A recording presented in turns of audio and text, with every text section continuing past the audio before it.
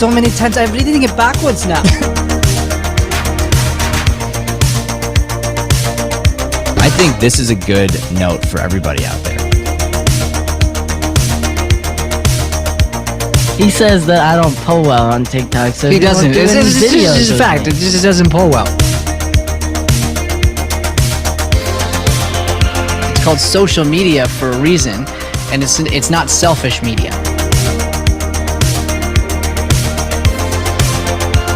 I just gotta clear something up. You weren't the 12th man on the field.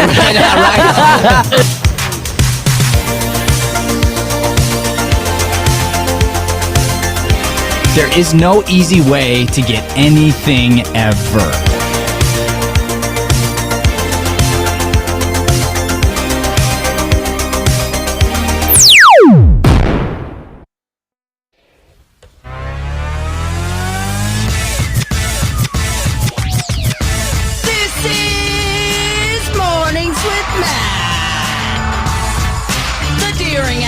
Studio podcast, where we discuss the connection between life and acting.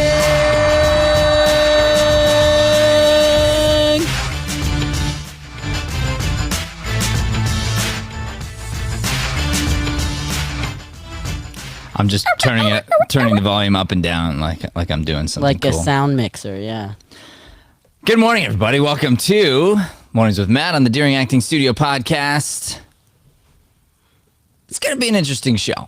Interesting. It's going to be a little fun today. We're going to be talking about the Trojan Horse.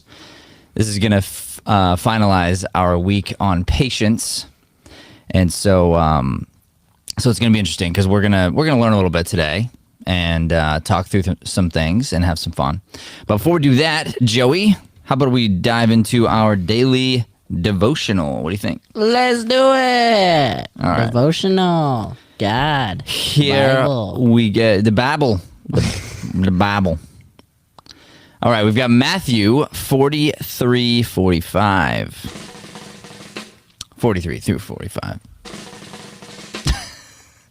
Very good. Okay. You have heard that it was said, love your neighbor and hate your enemy. But I tell you, love your enemies and pray for those who persecute you. Love your enemies and hate your neighbor. No. Right, that's right. Jesus, I hate your neighbor. That you may be children of your Father in heaven.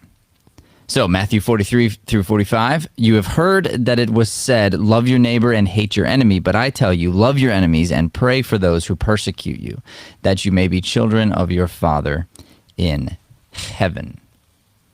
Dang. All right, be real with me. Was Matthew your favorite, When I was a kid? part in the Bible? Yeah. When I was a kid, for sure. Yeah, did you feel so cool? I did, and I didn't even talk about it, but I gave the look. Like, whenever we were in church and in Catholic Mass, and the priest was like, Matthew, chapter, I was like, just saying. Just saying. I did the same thing with Joseph. That's why I asked. Did you? Yeah, every time they said Joseph, I was like, that's me. And Joseph's got, he's got a great story in the Bible. He's a big time hero. I mean, yeah. He's the humanly father of God. I mean, that's pretty neat. Pretty good. Yeah. That's a big responsibility. It's a lot of responsibility. Dang, dog. Right? Yeah. Right? And you've got a bit of that in you. You've got a bit of this this love and trust.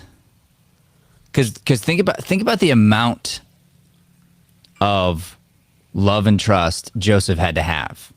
It's crazy. Mm-hmm. He wanted to marry this girl. Okay, back then it was like a big deal. You absolutely do not have relations before marriage. Like, this should be that way now. It was that way then. Like, if that was the case, you were ousted, right? So he wants to marry this girl. Mm-hmm. They're on their way toward, getting married. They're not married yet, so they haven't had relations, and then she gets pregnant. And he's got to trust that it's God.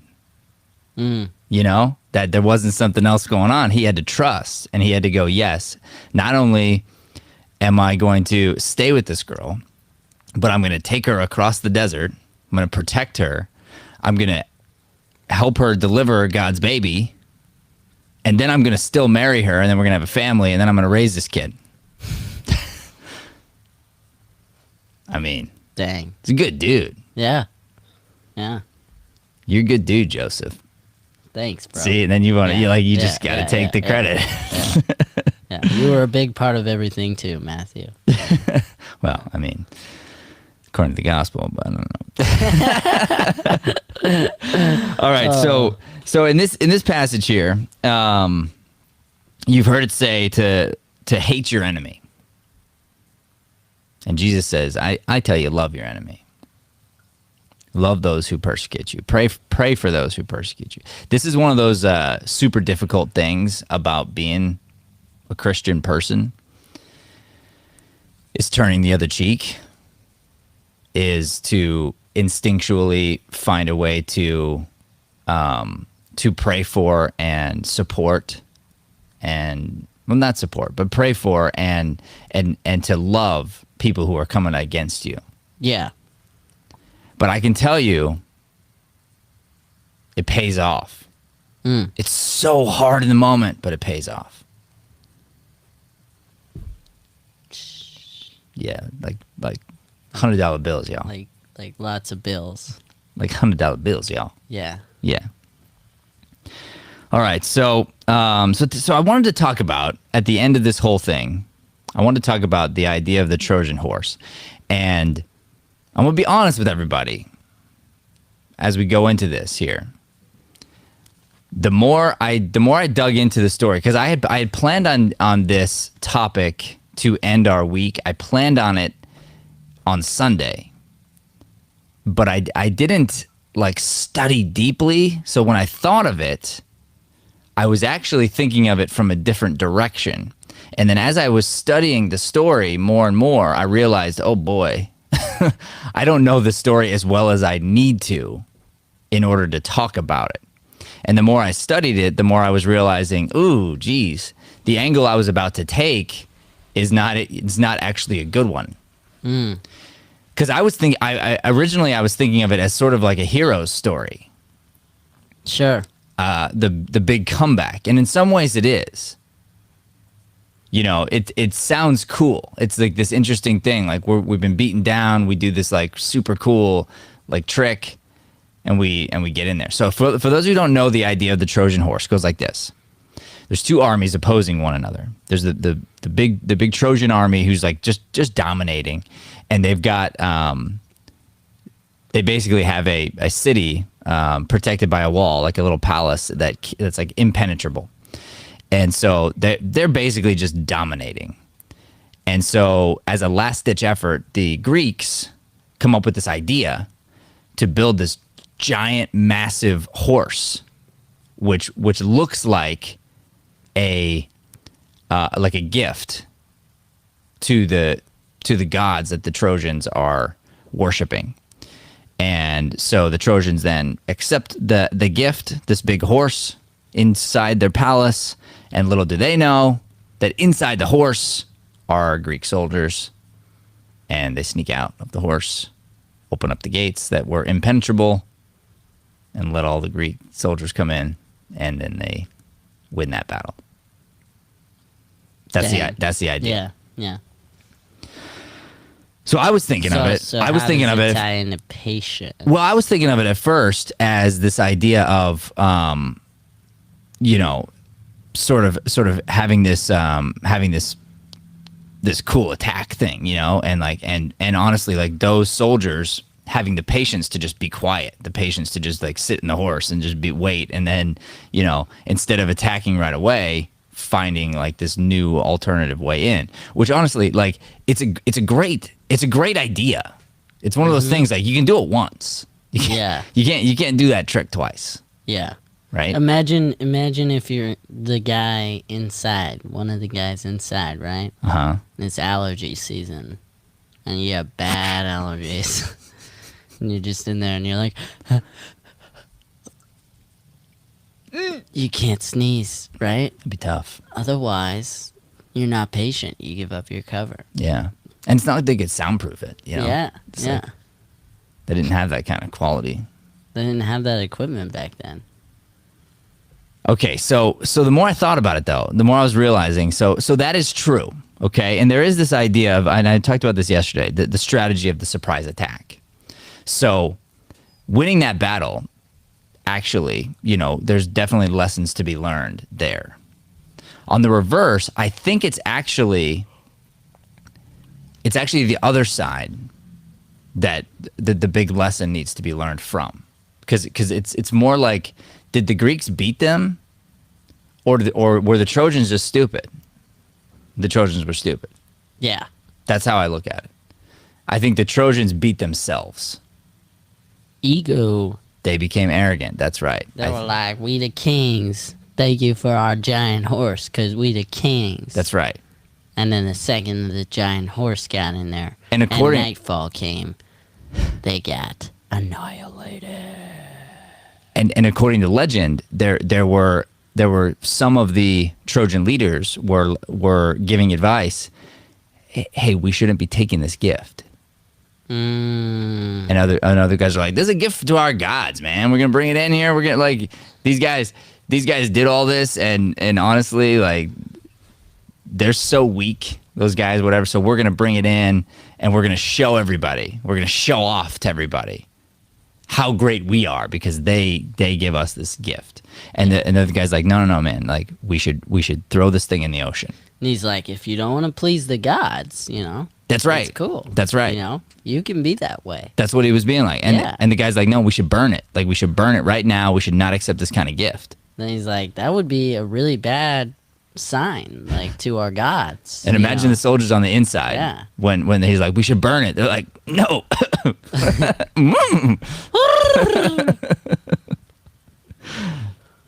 Yeah. So I got a few quotes from Sun Tzu. Ooh. You know who Sun Tzu is? What the? He wrote The Art of War. We talked about this yesterday. Yeah. Sun Tzu. There you go. He's got so many good quotes. But he says, keep your friends close, your enemies even closer. Interesting, because that's like another way of saying what Jesus said. Yeah. It's saying the exact same thing in different words. I mean, not exactly, but you know, pretty close. I mean, it says, Jesus says, love your enemy. Love your enemy. That's different. He says, keep your enemy close. Right. So Sun Tzu If is saying, somebody's like, close to you, then they are they're not, you're not, loved. no, because Yeah. Sun Tzu is actually going like, hey, befriend your enemy so you can get close to them so you know what they're saying about you. And Jesus is like, know that they're saying stuff about you, and then pray for them and be kind and love them behind their backs. Sun Tzu's like, get close to them and then, what the dog? And then behead them with your hand. Yeah. Like a piece of wood. Are you not, all right, this is total side note, but are you not jealous of the people that, like, just put their hand through wood? Like, not jealous, but do you not look at that and go like, oh, I want to do that? Oh, of course I do. Yeah. No, of course I do. I feel like that's And- something and I that's realize- such a power move. I'm like, I want to be able to do that. It's also a little bit like a magic trick too, Yes. because it's, you either know how to do it or you don't. Mm-hmm. And it takes this like tremendous amount of focus and practice, but then once you get it, it's probably like this light bulb thing. It's like, okay, I know how to do that trick. I bruised my hand 400 times before I got it on the 401st time. Dude, if you watch those competitions and you see the ones that failed, man, oh, not good. Really? Yeah. Oh man, I gotta watch that after the show. Dude, there's like these unbelievable things where these guys are putting their hands through bricks. Oh, You know, just like, and stacks of bricks. And they're like, "Ugh," and you see the bricks just crack all the way down. Like bunches of bricks. Okay. And then there's the ones that they don't. They miss. Ouch. they forget to say what. That's right. That's the key. Yeah. You gotta have the cool sound effect. Every effect needs a sound effect. Every effect needs a sound effect. Yeah, you can go ahead and quote me on that one. Okay. Yeah. Every effect needs a sound effect, Joey Sweeney. What about a sound effect? Does a sound effect need a sound effect? No. A sound effect is a sound effect. Every effect Isn't a sound effect an effect? needs a sound effect. A sound effect is a very different type of effect. It is an effect though, because you said every effect. Mm-hmm. So if it's technically a type of effect, then wouldn't it require its own sound effect? I mean, some sound effects layer sound effects. So, But just the general sound effect. What is the sound effect for a sound effect? well, what is the general sound effect? It's just is. No, I know, but like your question, right? I can't pose an answer. The sound effect is the noun. It No, is I got sound you. effect. Okay, I got you. What is the sound effect, though? That's the question. Yeah, but I can't give you an answer unless you tell me which sound effect so that I can lace another sound Just effect. sound effect. Sound effect. Like- What is like the you hit sound a effect button. for sound effect? You hit a button and it's like sound effect. So it's the words Is that sound what you're effect. That's saying? what it is. It's the words sound No, effect. That's what the sound effect for sound effect No, is. I no, got here's you. the thing. I Air feel- horns I can think go I'm with following anything. you. I think I'm following you. Yeah. Okay. Yeah, I got you. We'll table this. Let's put a pin in it. Let's put a pin in it.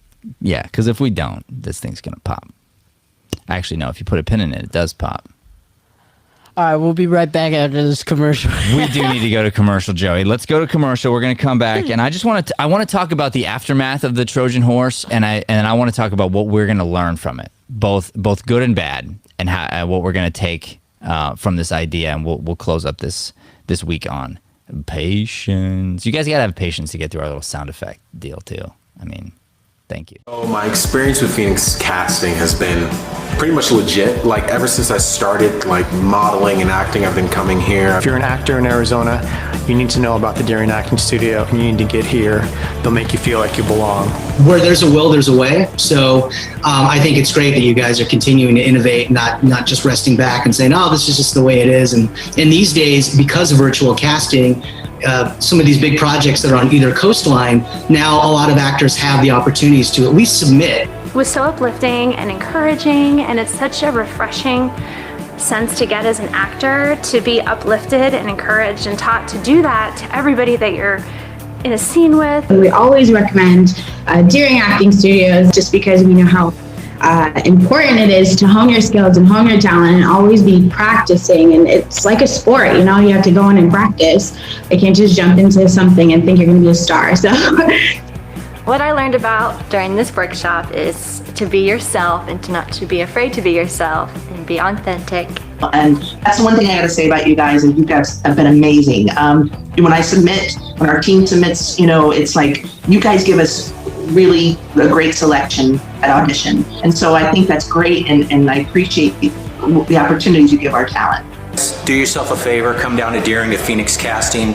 You won't regret it. These guys are great. So accommodating. It's a fun, lively, always a great time. So no stress, come down and knock it out of the park. Thanks guys, I appreciate it.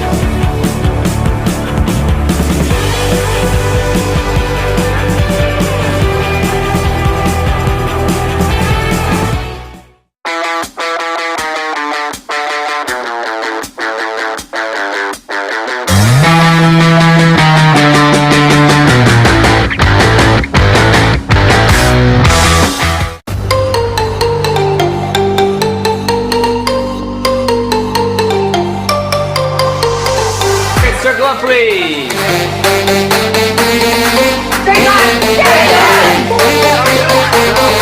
Your lives will all be changed and you'll grow if you really learn to listen in this way. Will you help me kill her? You have to react to that from his point of view as honestly as possible. Punch him in the face.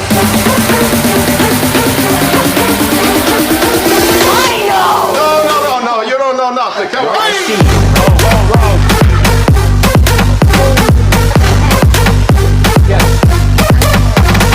As soon as you solve the puzzle, the scene's over.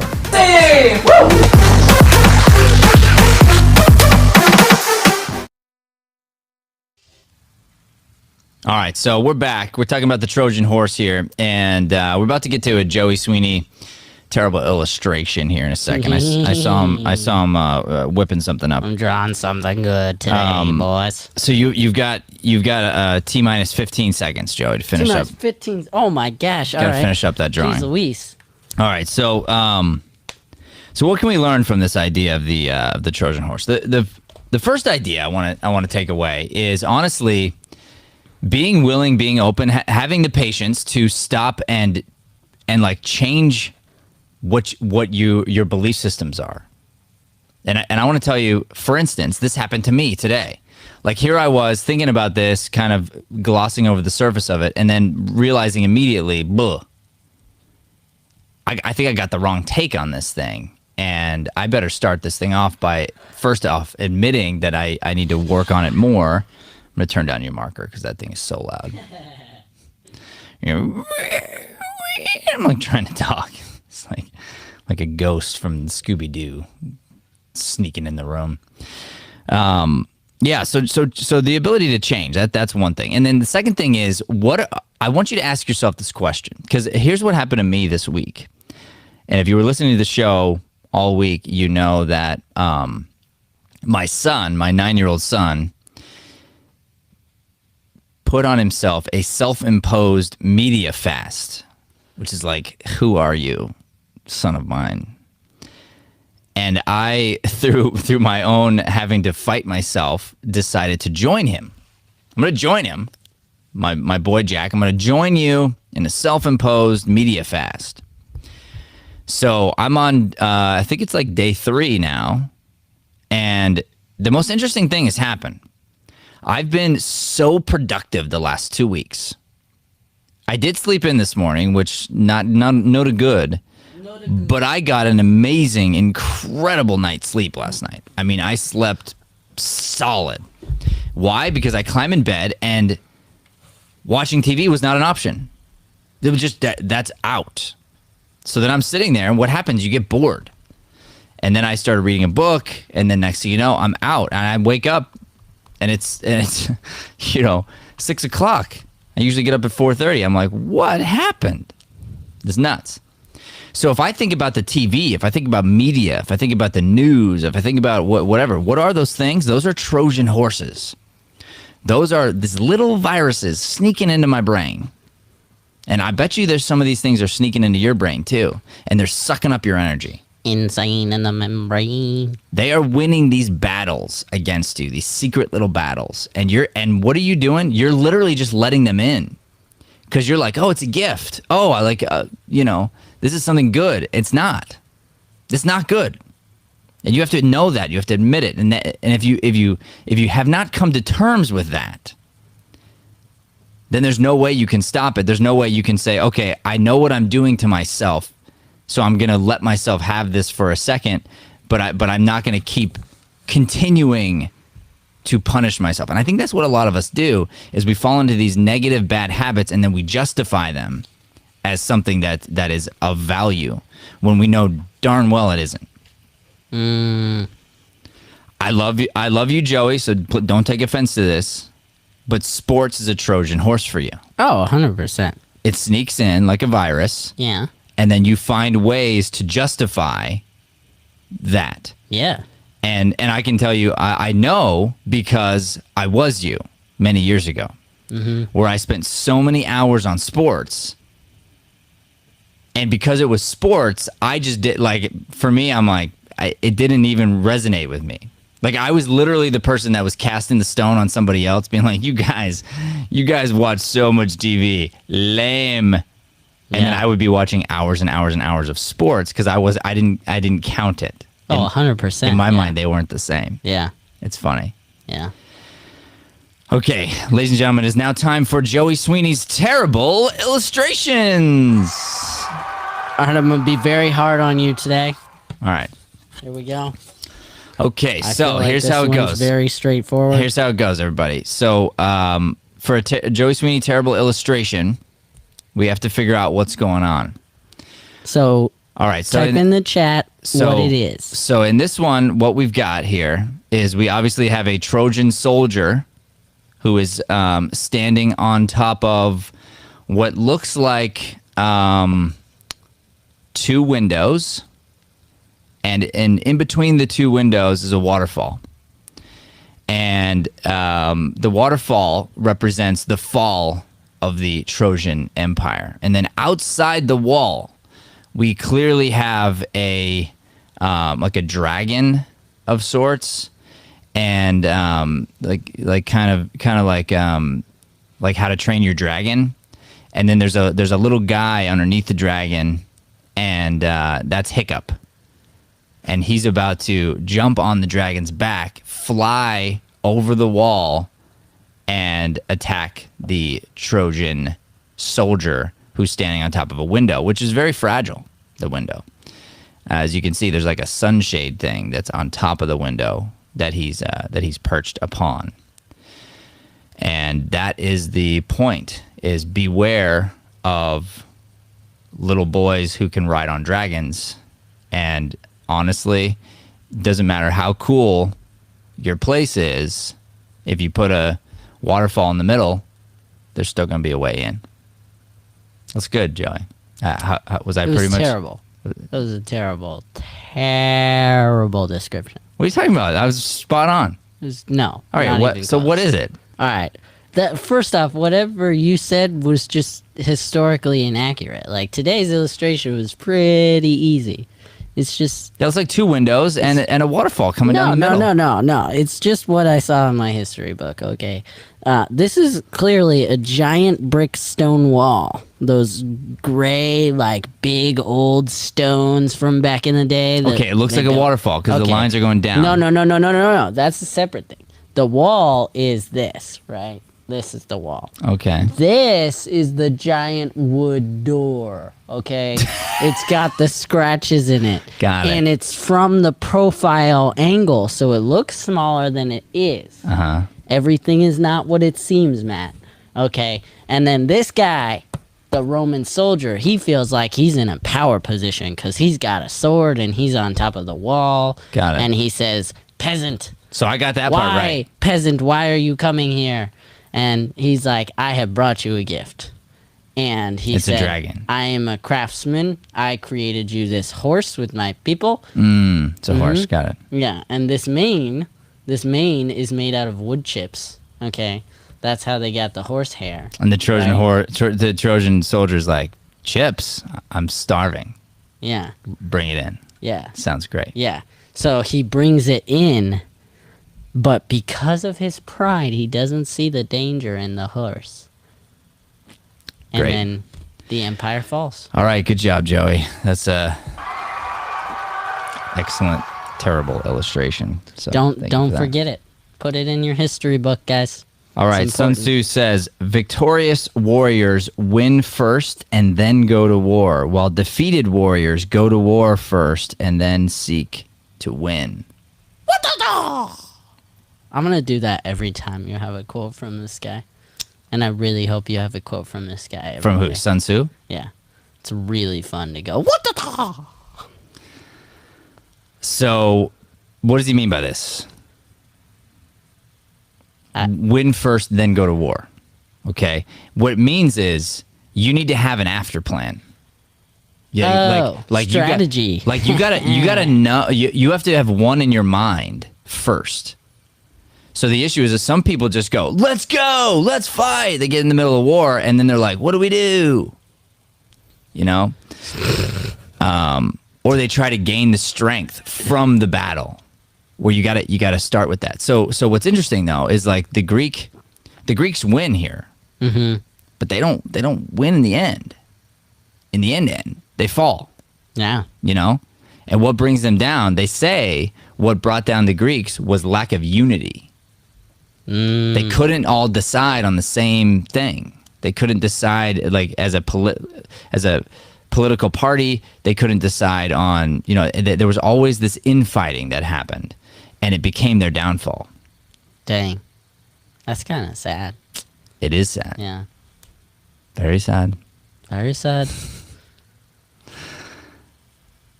So we all got to be careful, right?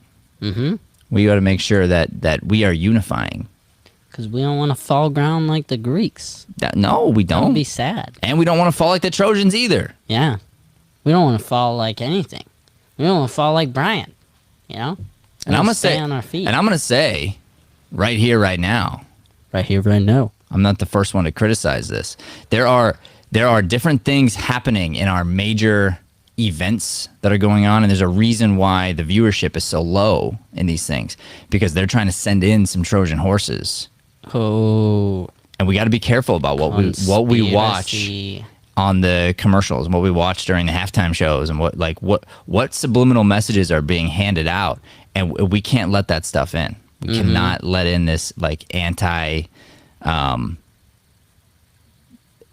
ourselves, anti-unity, anti-God, anti-unity. Together. Right, you right. know? We are the place. I'm telling you, we got to come together. We are so divided at the moment. We cannot keep letting Trojan horses in. You gotta come together. And there are Trojan horses coming into our schools, right now. coming into our shows, coming into our sports. Over me.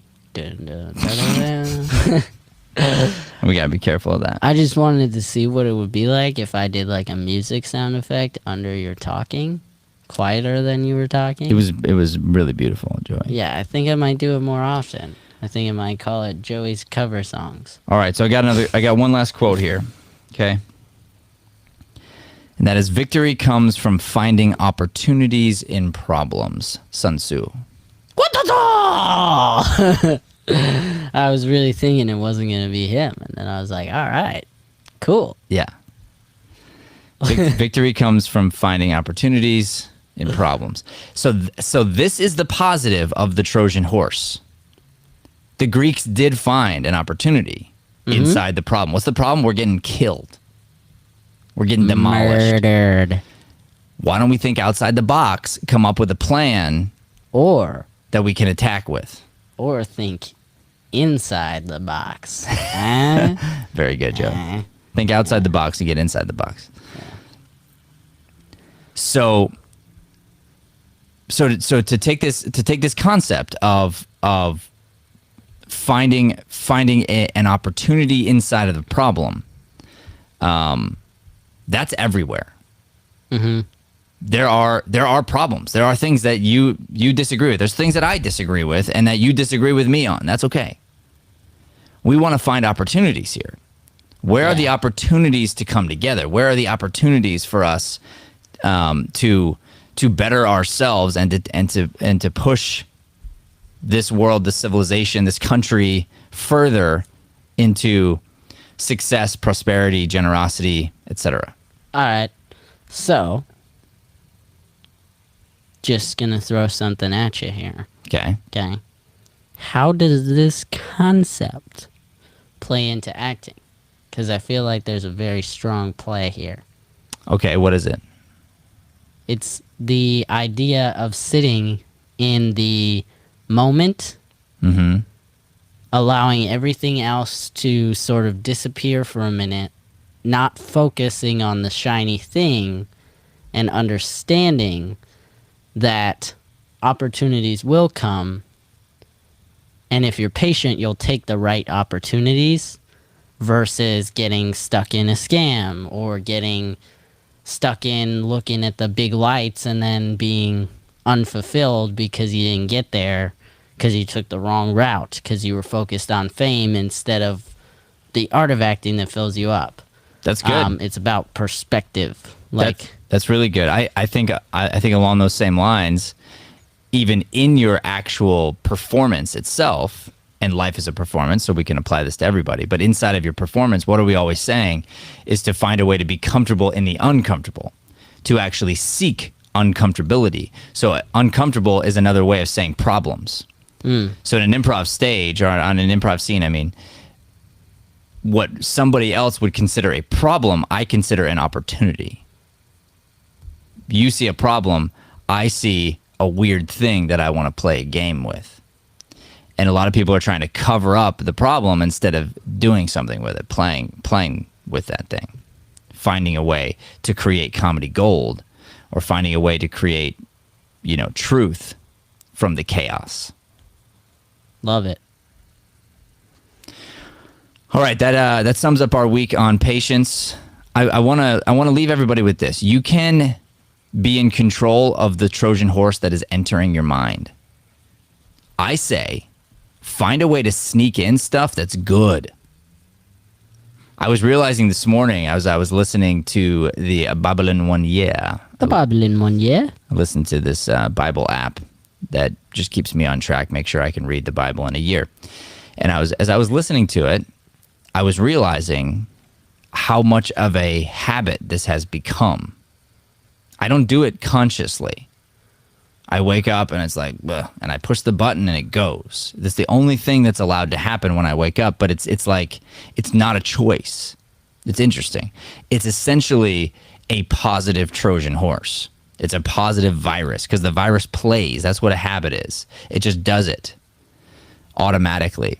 So you can program yourself with these kind of positive momentum habits, and it will change your life for the better. So do that. Use the Trojan horse to your advantage. Do not use the Trojan horse to hurt other people. Love it. That's it. Thank you so much for tuning in, everybody. Don't forget to like, subscribe, share, help us spread this light-driven content to the planet. God bless. Thanks for listening to Mornings with Matt. Please like, subscribe, and follow us at Deering Acting Studio to keep up with the latest content. For more information on classes, private lessons, or professional development coaching, visit www.deeringstudio.com. Have a Deering day, everyone. Have a chippy day, everyone. Rough.